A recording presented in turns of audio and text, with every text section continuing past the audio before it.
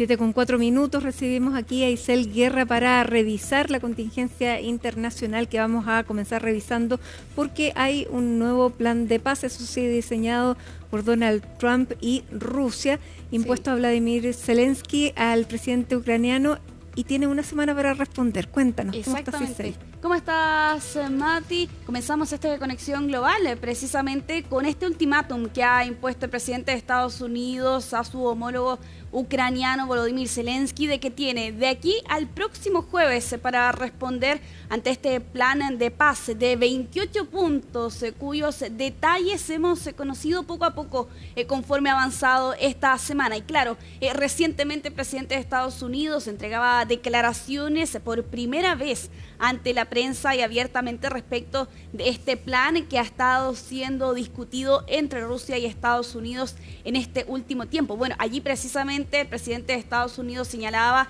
que iba a tener plazo hasta el jueves, el Día de Acción de Gracia en Estados Unidos, para que Zelensky pudiera responder ante este plan que, según se ha conocido, se ha entregado algunos detalles precisamente a Kiev en las últimas horas. Lo que señalaba Trump, por cierto, en esta entrevista es que es un momento, un tiempo apropiado.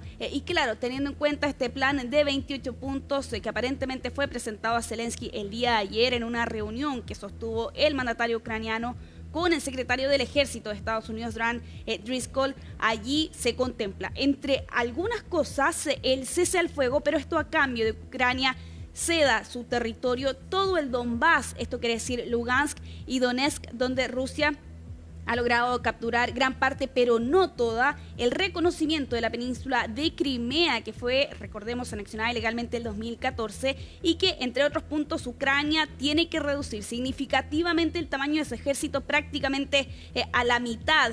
Con ello también Ucrania renunciaría a algunos tipos de armamento, según se ha podido conocer, por cierto, en estos últimos días. Y claro, eso llevaba por lo demás a la respuesta de Zelensky durante esta jornada. En un mensaje en video señalaba que su país se enfrenta a uno de los momentos más difíciles y que el plan de Trump es igual a que su país pierda la dignidad o a un aliado clave, y que este plan más bien de 28 puntos difíciles es lo que van a tener que enfrentar, o por el contrario, un invierno extremadamente duro, aseguraba Zelensky en su mensaje de video que vamos a revisar precisamente ahora, parte de las declaraciones que entregaba durante esta jornada el presidente Zelensky. Este es uno de los momentos más difíciles de nuestra historia. Ahora la presión sobre Ucrania es una de las mayores. Ahora Ucrania puede encontrarse ante una decisión muy difícil, o la pérdida de dignidad o el riesgo de perder un socio clave, o los difíciles 28 puntos o un invierno extremadamente difícil, el más difícil, y riesgos adicionales. Debe tenerse en cuenta el interés nacional ucraniano. No hacemos declaraciones estridentes, trabajaremos con serenidad con Estados Unidos y todos nuestros socios. Buscaremos soluciones de forma constructiva con nuestro principal socio. Bueno, una difícil decisión, Isel. ¿Cuáles son las alternativas que realmente tiene Ucrania cuando ya va a cumplir 4 años de guerra? Sí, y ojo también con los antecedentes respecto al contexto en el que está actualmente Ucrania. No solo está a puertas de cumplir 4 años, hay algunas zonas en la línea del frente donde hay espacios de 600 metros aproximadamente, donde Ucrania no ha podido defender.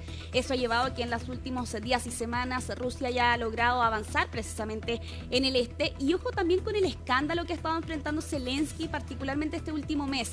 Uno de los puntos que plantea este plan de 28 puntos, valga la redundancia, es que se tienen que establecer elecciones en Ucrania 100 días como máximo después de que se pueda adoptar precisamente este acuerdo. Y claro, hay quienes se preguntan si esto efectivamente cae en un momento bastante complicado por lo demás para Ucrania, no solo en el frente, sino que también en el aspecto político, y teniendo en cuenta por lo demás este escándalo que ha estado enfrentando recientemente. Bueno, desde Rusia, Vladimir Putin también entregaba declaraciones durante esta jornada. Él ha confirmado que efectivamente se ha recibido el plan y que a su juicio cree que puede servir de base para un acuerdo de paz definitivo. Lanzaba su advertencia también Putin, ¿no?, que podría seguir capturando más territorios si es que Ucrania no acepta este acuerdo, en el que por lo demás no ha participado en estas negociaciones. Vamos a revisar parte de las declaraciones del presidente de Rusia durante esta jornada.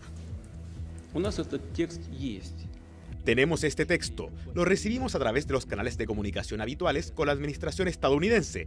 Creo que puede servir de base para un acuerdo de paz definitivo, pero no se ha discutido con nosotros en detalle, y me imagino por qué. La razón es la misma. La administración estadounidense no ha logrado hasta ahora obtener el consentimiento de Ucrania. Ucrania se opone. Si Kiev no desea discutir las propuestas del presidente Trump y se niega a hacerlo, entonces tanto ellos como los belicistas europeos deben comprender que los sucesos de Kupiansk se repetirán inevitablemente en otras zonas claves del frente. Quizás no tan pronto como quisiéramos, pero se repetirán inevitablemente. Bueno, el próximo 10 de diciembre debería llevarse a cabo la ceremonia de la entrega del Premio Nobel de la Paz a María Corina Machado, quien, recordemos, está actualmente en la clandestinidad en algún lugar no identificado en Venezuela. Y claro, con la gran incógnita si es que efectivamente ella va a poder participar de este evento que se va a llevar a cabo en Noruega. Bueno, desde Venezuela ya han lanzado una advertencia María Corina Machado, lo que ha señalado Tarek William Saab a la agencia de noticias AFP es que ella va a ser considerada fugitiva si es que efectivamente viaja a Europa para asistir a este evento del próximo 10 de diciembre. Recordemos que ella está en la clandestinidad para evitar su arresto. Ella está siendo acusada de actos de conspiración, de incitación al odio y también de terrorismo. Es sin duda la figura opositora más popular que hay actualmente en Venezuela y que fue inhabilitada por lo demás en las elecciones recién pasadas en Venezuela. Vamos a quedar al pendientes, por cierto, de cuál va a ser la decisión que adopte aquí la figura de la oposición, tras haberse conocido hace algunas semanas atrás, en el mes de octubre, que era la ganadora del Premio Nobel de la Paz. Nos vamos hasta Cisjordania ocupada, y esto es porque ha aumentado y se ha recrudecido la violencia en estos últimos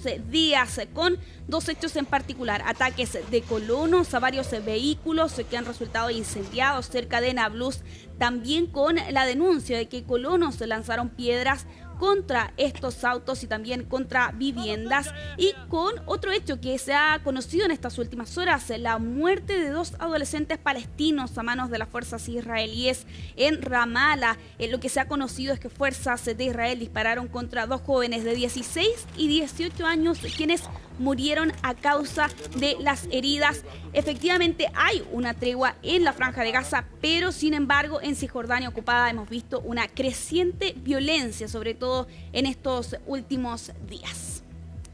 Avanzamos en Conexión Global porque esta semana se conmemoraron 80 años del inicio de los juicios de Nuremberg, donde, recordemos, se enjuiciaron a las principales figuras del nazismo.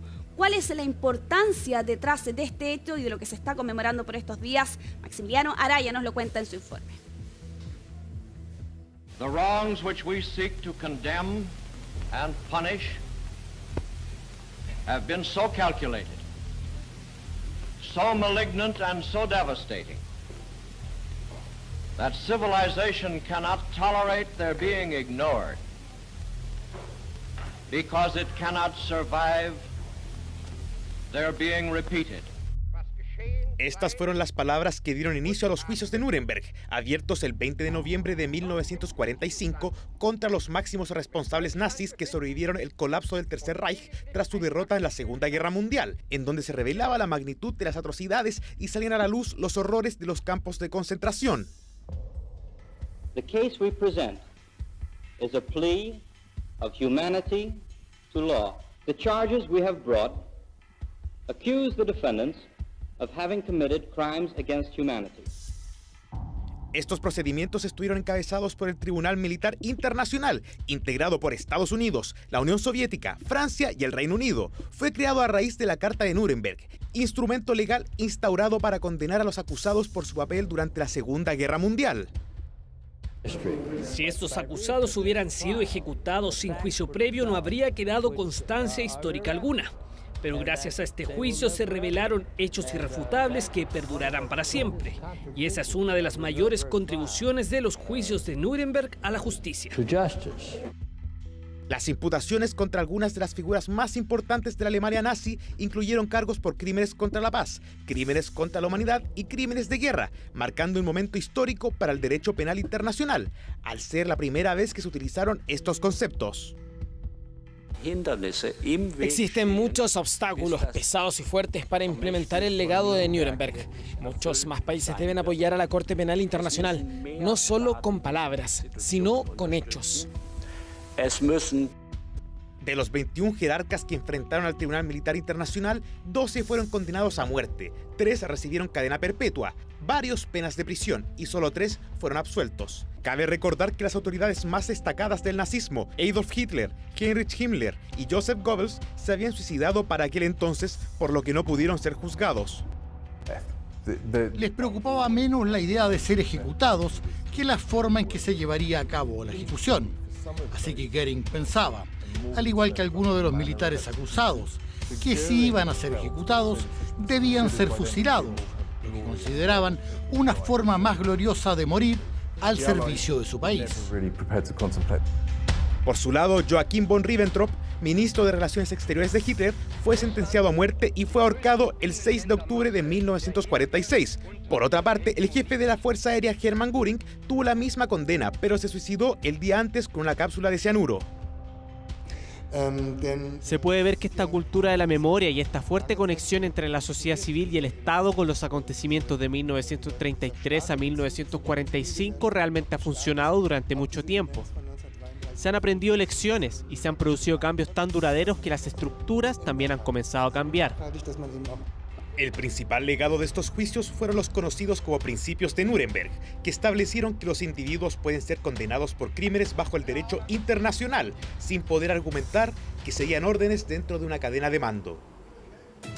Bueno, y vamos a cerrar Conexión Global en México porque hoy era jornada de festejo en la Nación Azteca por lo que están viendo ustedes ahí en pantalla, ¿no? El triunfo en Miss Universo de parte de Fátima Boch. Y aquí con esta celebración en la localidad de Villahermosa, en el estado de Tabasco, que por cierto es la localidad natal de Fátima Boch, la reina, ¿no?, del Miss Universo, y que estaban viendo en un estadio de béisbol el evento, y claro, ahí capturando también el momento en cuando se da a conocer precisamente que Boch había ganado, ¿no?, este concurso, que por lo demás ha estado envuelto en varias polémicas, Mati, y ella sin duda era una de esas figuras que protagonizó uno de esos eventos durante hace algunos días atrás, más bien con una pelea con el ejecutivo del certamen. Esto desató una ola de apoyo feminista. Bueno, este empresario y presentador Nawat Isra Grisil cuestionó e incluso llamó tonta a Fátima Boch, y eso llevó a que ella reaccionara y además generara todo un revuelo en redes sociales. Finalmente el día de ayer ganaba entonces la corona Ina Moll, quedó entre las 12, nuestra representante allí también con otras mujeres que participaron de este certamen. Sí. Para mí debió haber quedado entre las 5 Sí, Ina Moll. me sumo totalmente a esa prensa. Sí, todo el mundo aquí avala. Totalmente. Bien. Bueno, felicitaciones para México De todas y formas. también felicitaciones para Ina Moll porque hizo un muy buen desempeño. Totalmente. Así que gracias, Isel, que tengas un gran fin de semana, y nosotros nos vamos a una pausa para volver junto a Nicolás Cavargas y todo el deporte y grandes noticias.